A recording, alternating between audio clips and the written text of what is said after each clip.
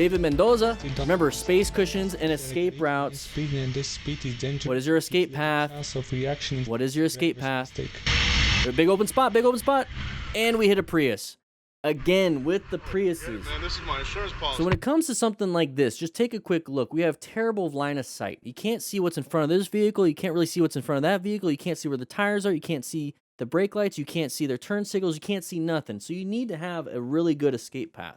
And what is the escape path when it comes to lane filtering? It's going to be a lot of braking or acceleration.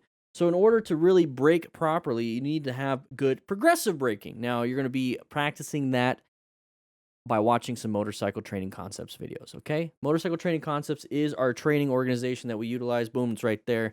Links can be in the description for that. But you're going to have a lot of issues. You don't have a good line of sight. You can't see very far. You can't have, you don't have nothing. We're going to get up to here, and that is the pattern that I'm talking about all the time. Let's go ahead and make myself bigger. There we go. That's what she said. We have this big open spot. Big open spot. We also have one right here. So this truck could also come into here. Okay, you got to watch out for that. But right here, we got a big open spot, and that's what's in front of us. We have a long line here. People want to move into different spots where they deem it is good. Now, the reason why this truck probably is not moving here is because they have a big open spot here. It's obviously going to go farther. This person wants to switch over, or the Prius in front. You can't see the Prius in front. You can't. You have a terrible line of sight when it comes to that. So what we should be doing is we should be in orange stage when it comes to this. Orange stage, where we specifically identified a hazardous situation. How do we do that? Well, we have to plan our ride. Okay, we have to plan our ride. We need to position ourselves for safety, locate potential hazards, adapt to them by just kind of moving over lane positions if we need to, and then navigate around those threats. And we all learned that from our Smart Rider Basic Training ebook. Okay? Link is in the description. Get yourself the ebook. You'll learn everything about the Smart Rider principles. That's on the screen. Let's go ahead and move on with this one. Okay? So he's going to apply a little bit of progressive brake pressure, but we need to swerve. That is where the red stage maneuver comes in. Action time, you're on high alert. Either swerve or emergency brake. Now, braking is only going to do so much when it comes to your total stopping distance. I'm going to stop pushing buttons. Total stopping distance. So we need to actually swerve out of the way. It's very difficult to swerve out of the way because look at where we start to do it. Where are we going to go? So we're going to have to swerve to the right and then hopefully get back into this area. So we're going to swerve and then go that way. That hurt a little bit. Here we go. Hit them. Another lane filtering problem. How many times do we have to deal with this? All right, so we're going to be going through here. We're going pretty fast, and there is that big open gap that I was talking about. You couldn't do anything, and there's no reaction time here. No reaction time. Boom. Hit them. That's a lane filtering problem. Make sure you guys aren't going super fast, and only lane filter when you need to. You don't have to get to the front all the time. CVO Dean, here we go. Whoa. Big open lane, big open lane. This is like the big open lane video right here. Holy crap. I think I maybe to blame, and I know I threw myself into her blind spot. Exactly. Hey, I'm glad you did your own after action review. It's very important that you do your own.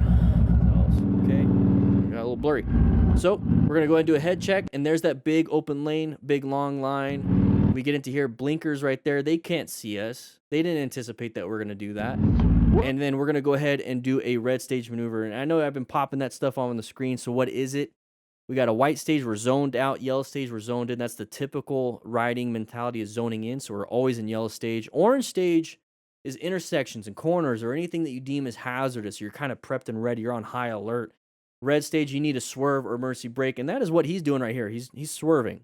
He's swerving. He's doing what he's supposed to be doing. He's finding his escape path. He's doing what he's supposed to be doing. But brown stage, we see a lot of that, and I haven't seen any today. Knock on wood. I don't want to see any. That's when people panic brake. They slam the brakes, or they target fixate and run right into the thing they're looking at. He's doing a good job right here with the swerve. And he swerved out of the way. Let's see that one more time. Swerve. Whoa. Good. Just don't rev bomb. Just don't rev bomb. So I like that right here. Is I know I threw myself into it, into her blind spot. Yeah. You know I love having my phone on the handlebars so I can see what turns are coming up. utilizing my GPS. The best way I think you could do that is using the ROKFORM mount. I use it for my mountain bike, the little FTRs, and then also the big boy FTR that I ride. And guys, links in the description for a discount. Check it out, you're gonna like it, and I'll be seeing you around. Here we go, we're going through here. Our speedo and tachometer is a little weird, a little custom job there. Can't see around these vehicles. This is a very good lesson on line of sight from the camera angle. So we're going through here, we're lane filtering. I think it's California, it looks like it. So what is one of the major issues with lane filtering anywhere? It doesn't have to be just California.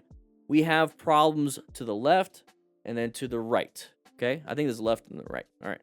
We have problems there. We can't escape to the left or the right. We have people merging into us because they are trying to switch lanes. All we can do is apply progressive brake pressure in an emergency, or just to do it because we're trying to slow down. But all we can do is brake or accelerate.